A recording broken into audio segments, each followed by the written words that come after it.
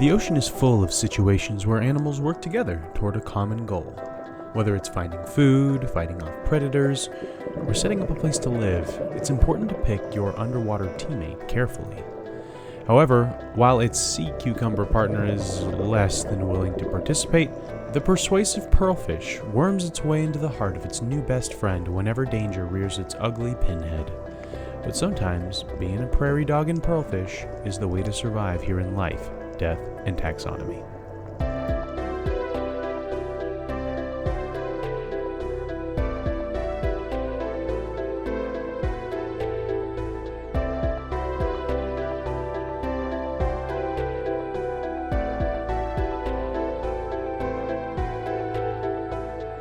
Welcome back to Life, Death, and Taxonomy. It's your 30 minutes of interesting animal information. I'm Joe.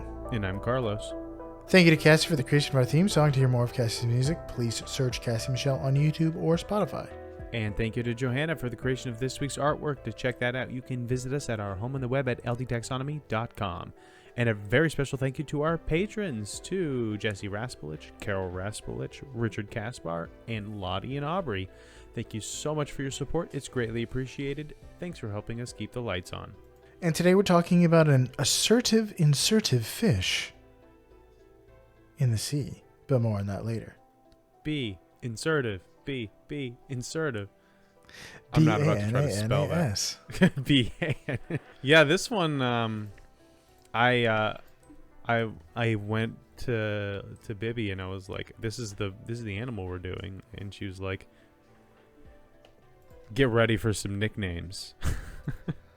Oh boy. I'm excited. So we got some good ones. But what animal are we talking about? We're talking about the Pinhead Pearlfish. I wanted to, because I know that kids listen to this, and we typically do a content warning. So I figured this is a good time to do one for this episode. I'm going to try to keep this as tactful as possible, use euphemisms, beat around the bush, But the reality is, this is nature's not always G-rated. So if you don't want little ears listening to some of the more invasive things that animals do to each other, then this episode may not be for you.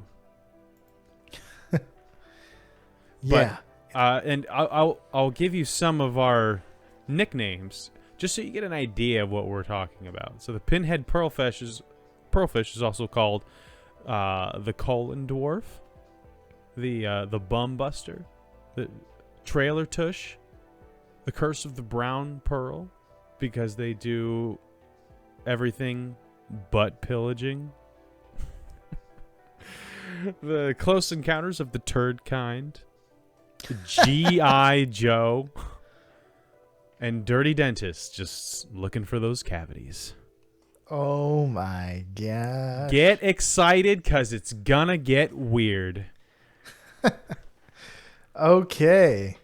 Do you want to know what science calls it? Yeah, for those that are left. I think some people are going to be interested. This is not... I mean, at least the creatures here are very far away from... They're not mammals. So they're far away from us in terms of anatomy. So, okay. Now that that's out of the way, let's talk about where they are. They're in the kingdom, love and are in. They're in the kingdom Animalia. They're in the phylum Chordata, the class Actinopterygii. The order is Ophidiiformes. The family is Caripidae. The genus is that's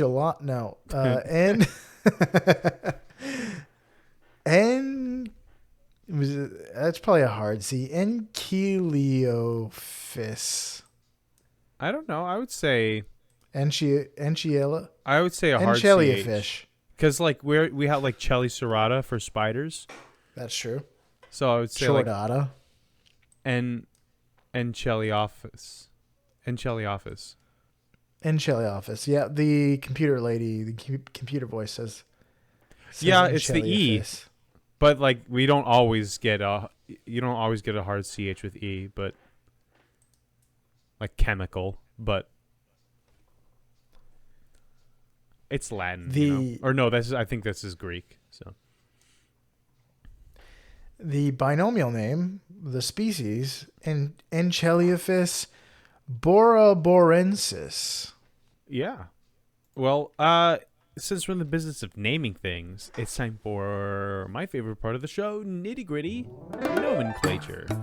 You mean it's not just it's in a school? Yes, It's just in a school. It's a fish, and I still those ichthyologists. They just really did not want critter groups to be successful for fish episodes. I am pro ichthyologists because they have a good head on their shoulders. They said, you know what? We not only do we have the word group, which is just fine for groups of animals, but you know what? We have school. Let's call it a day on that. Yeah, let's not waste everyone's time. Yeah, I'm sure they're like just tons of fun at the taxonomic parties. But anyway, that's different. You're saying taxonomy. There's plenty of pizzazz in the taxonomy. Terms of venery is not taxonomy. It's a categorization.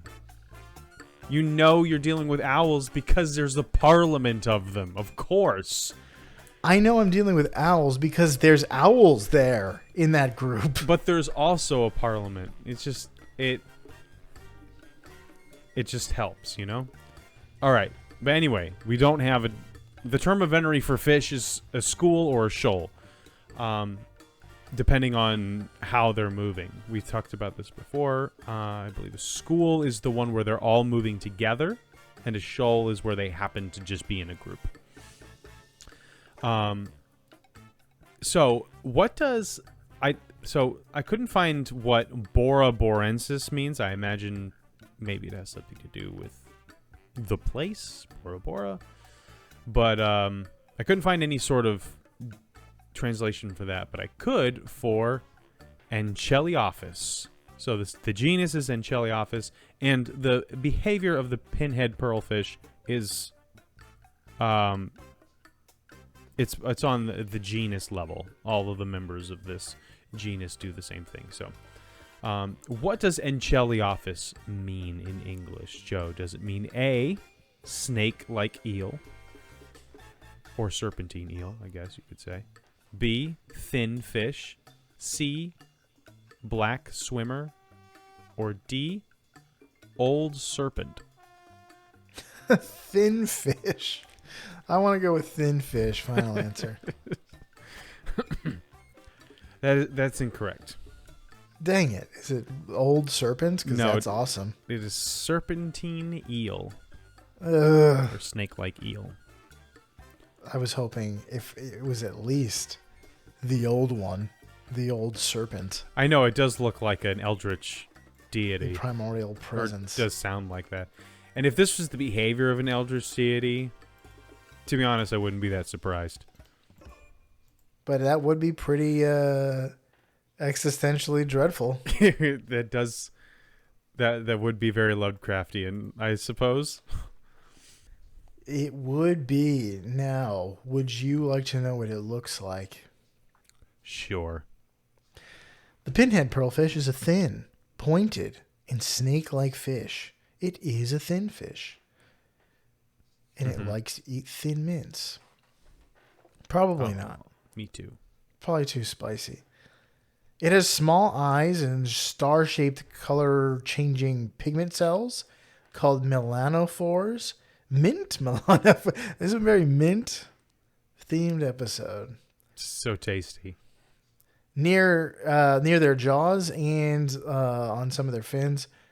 And these melanophores are more abundant in older fish. The pearlfish doesn't have scales or pelvic fins. They do have actual short pectoral fins and an elongated dorsal fin. It's a brown fish. The Wikipedia describes this color as medium brown. You mean just brown? It's not dark brown or light brown. It's just brown. No, it's medium brown. There's no pink in the middle. Cooked all the way through. It's the brownest fish in the sea. It's just a medium brown. Yeah, that is the definition of mediocrity in a color, I guess. Medium brown. There's a time and a place for brown, I'll have you know. I've heard that cars that are brown are the coolest cars.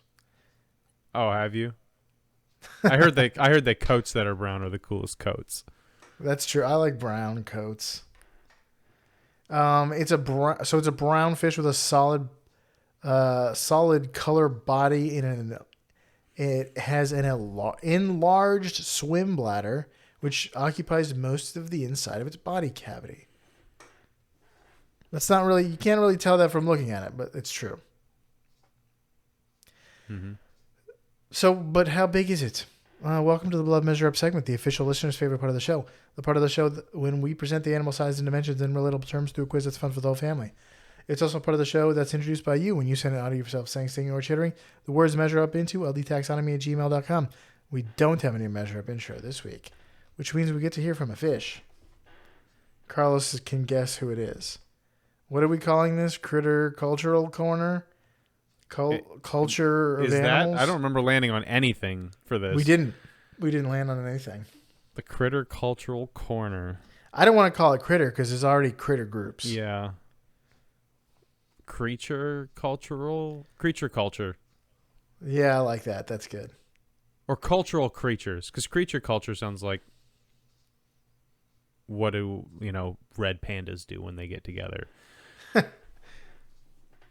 Creature comforts, it reminds me of. Cultural creatures. That sounds like, okay, when animals enter the zeitgeist.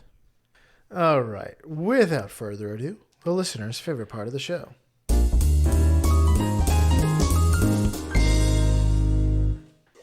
Where's my drink? What drink? My drink? My Diet Dr. Kelp? Don't tell me you forgot my drink! But you didn't order any. How am I supposed to eat this pizza without my drink? That sounds like the guy who does Plankton. That's good instincts because that is Customer, a fish voiced by Doug Lawrence in the SpongeBob Pizza Delivery episode. And Doug Lawrence is the voice of Plankton. Yeah, he sounds like a totally normal person until he starts to lose his mind. But don't we all? That's true. Let's talk about their length. They have a length of 30 centimeters or 12 inches. How many pinhead pearlfish go into the length of the Pearl of Puerto? Pearl of Door. Pearl of Door. Or Port. Where do you think Pearl of Door comes from? What country, Latin America? what hemisphere? Incorrect. It's from the Philippines. The Pearl of Puerto is from the Philippines. Well, I mean, there's a couple of places that speak Spanish in the Eastern Hemisphere, and then there's almost the entirety of the Western Hemisphere. So the guess was pretty strong on the West. So here's a hint. We've talked about the Giga Pearl in the Atlantic Bay Scallop episode, but that was the largest non-nacreous pearl, which is made of calcium. But the Pearl of Puerto is also not a true pearl because it is not iridescent. It's just a big white chunk. And as legend has it, it was found by a fisherman in the Philippines who found it in still inside its giant clam. The fisherman kept it for 10 years and would rub it for good luck, which yielded excellent fishing trips for him.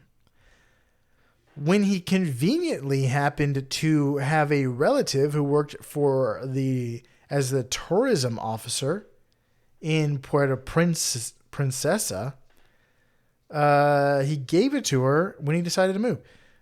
I think this is all BS, but it's still a big pearl, and that's cool.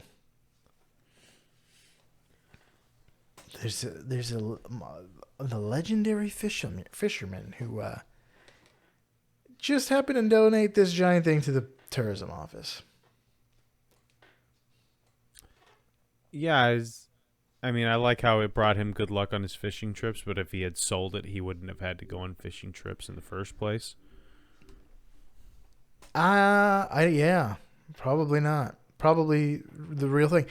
If it is fake, I would have. If the tourism department made this up, I would have made up something better. Like intrigue and like it was actually an ancient. It was like an old. It was found in an old Spanish treasure chest that was buried in the Philippines long ago. We had to kill an army of zombie conquistadors to get to it. Yes. Well, now I know how to fool you, is just come up with a bad story. I'll just read you the script to The Last Jedi. The Last Jedi probably happened, because if it was made up, it would have been better. If you can't make this up because it's just that bad. I'm going to say it's 2 feet. It was still in a clam, wasn't it? I mean, I guess a giant clam. Some of those clams, yeah, get to be like 6 feet long. I'll say 2 feet. That's fine. So 2. Dos, to put it in, Philippine language. Do they speak Spanish in the Philippines? There are large swaths of Spanish-speaking communities in the Philippines. I don't think it's their. I think Tagalog is their official language, and most people speak that. But there are big Spanish communities in there. Tagalog, yep. Another Girl Scout cookie.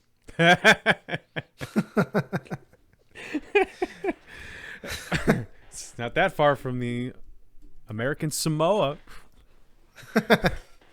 Is it not? It's not Tagalog though, right? It's Tagalong. Yeah, it's Tagalong. Tagalong is the peanut butter cookie. Final answer 2. Yes. The correct answer is 2.2 fish. Yes. The pearl of Puerto is 2.2 feet or 67 centimeters long. I didn't exactly stick the landing, but it's still a victory. Is it an A? 2.2? Yeah, it's a 90. There you go. You can be a nurse with a 90. Let's talk about living depths, as we do with fish, because who cares what they weigh? They live in the water. But the thing is, how much a fish weighs is like one of the major measurements that fishermen use. So it is interesting that there are very few fish, at least that we cover, where their weight is known. But you don't. I think when they're less than a pound, no one cares. Yeah, maybe.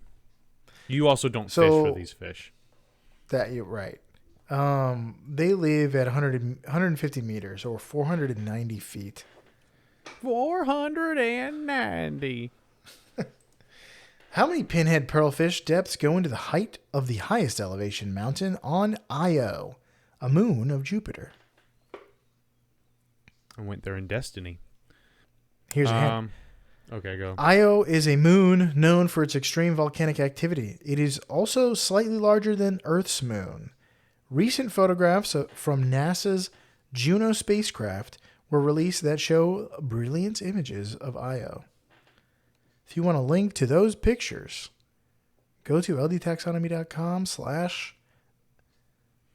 probably, maybe, I don't know, Pearlfish. Something with just go to it'll be just search pinhead pearlfish. Yeah. The length of or the height of the tallest volcano, you said, right? Or mountain. Mm-hmm. The highest elevation mountain.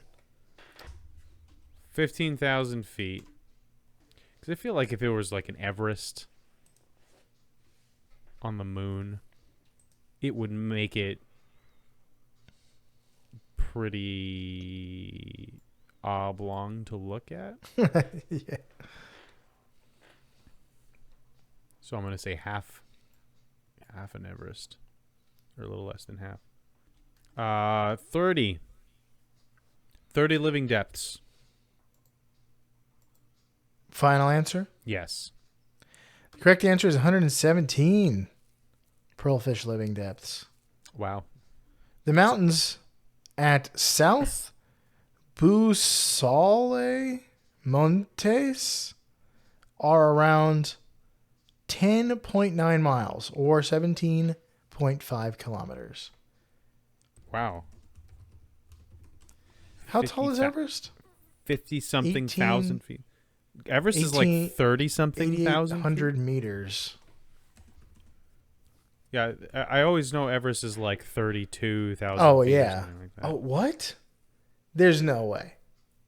You're right. The elevation must be from like the crust when it's on this moon. Because Everest is 5.4 miles. And this is 10?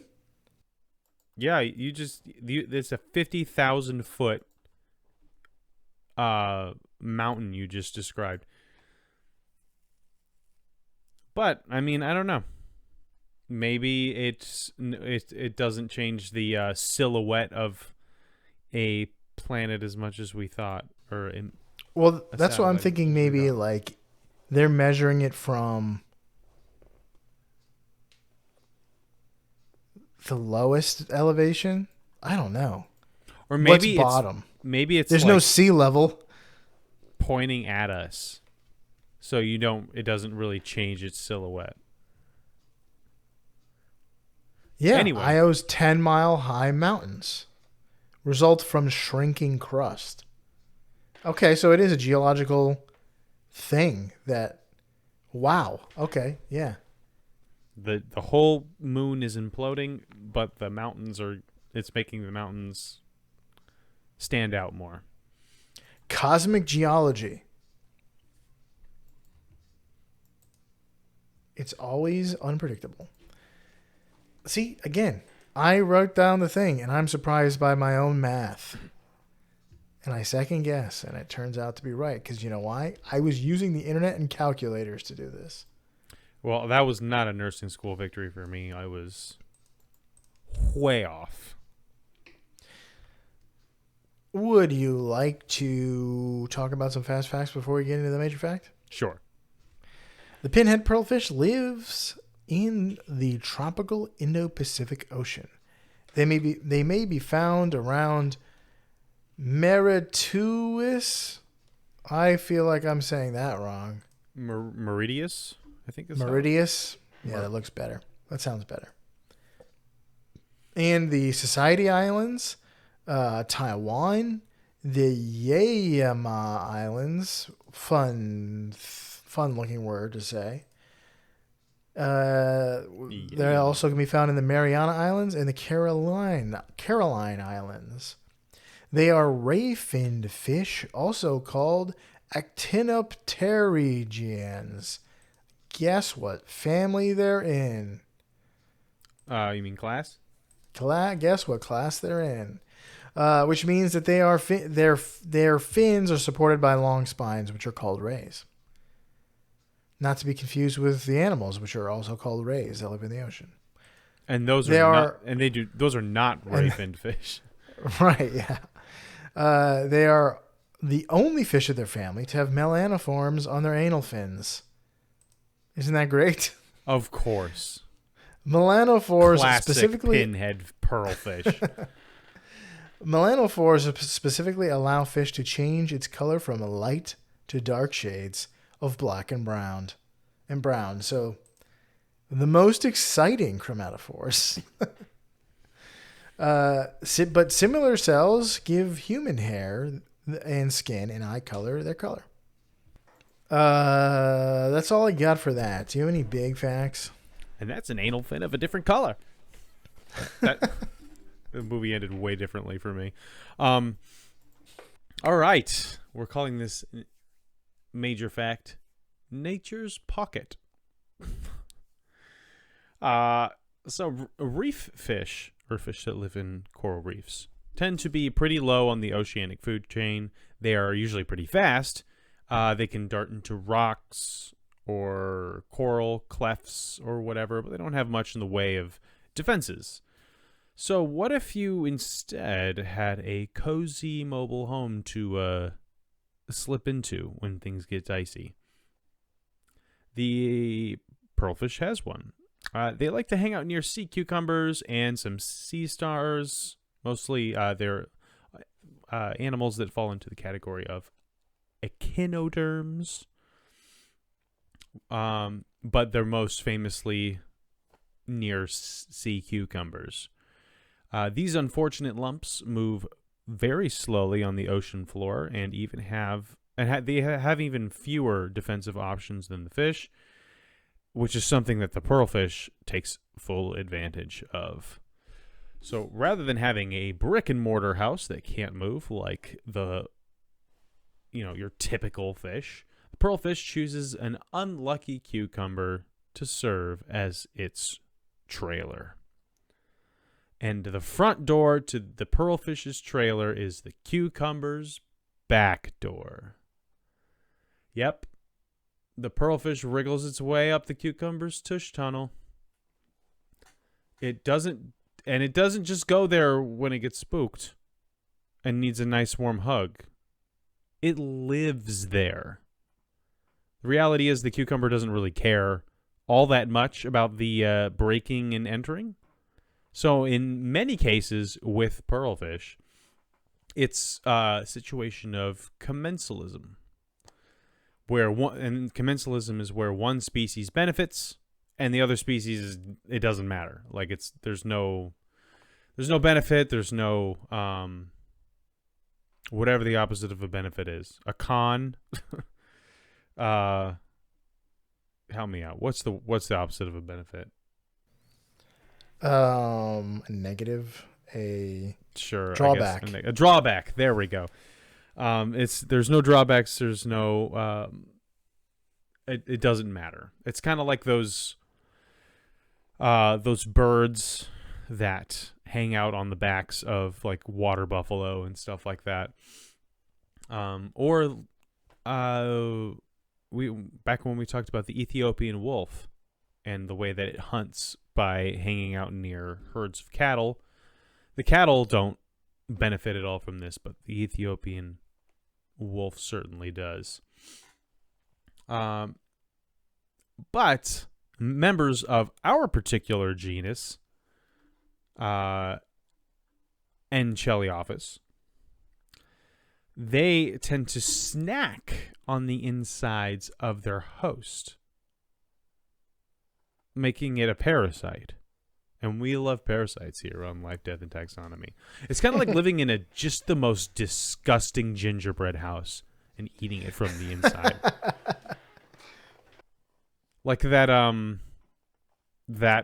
Indian prince that tells Johnny Depp's Willy Wonka to build him a chocolate palace. But this is a very different kind of chocolate. Like most parasites, it's important not to kill your host so that you don't have to keep finding a new trailer to eat every time. So it snacks on the cucumber's gonads. This just keeps getting better and better. It renders it infertile, but it keeps it alive. So I mean, today it's the middle of October. We are getting this is horror month. We are getting close to the end of getting close to Halloween here. The pinhead pearlfish is a snake fish that climbs into the cheek tube of a helpless vegetable and then eats it from the inside out. So not cool. Please cancel this fish. But yeah, that's what I got. I hope that was tasteful enough. I mean,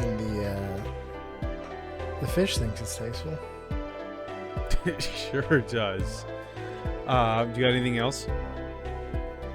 That's all I got. All right. So that was the pinhead pearlfish. for you out there in podcast land. Keep an eye out for danger. Stay close to your favorite living sleeping bag. And always know where base is when you're playing the terrible game of Tookus Tag that the Pinhead Pearlfish plays here in Life, Death, and Taxonomy.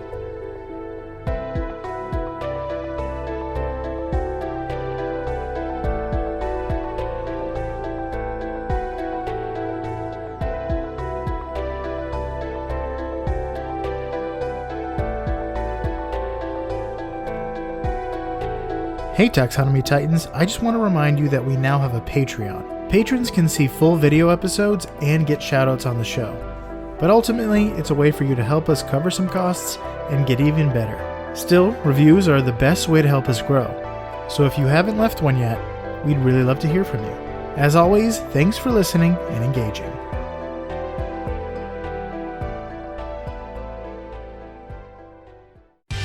Life, Death, and Taxonomy is my favorite in the world podcast. I found an interesting article called The Absurd Truth Behind Collective Animal Nouns. I like this one part of it that says, who decides on the right collective noun for something? The short answer is no one.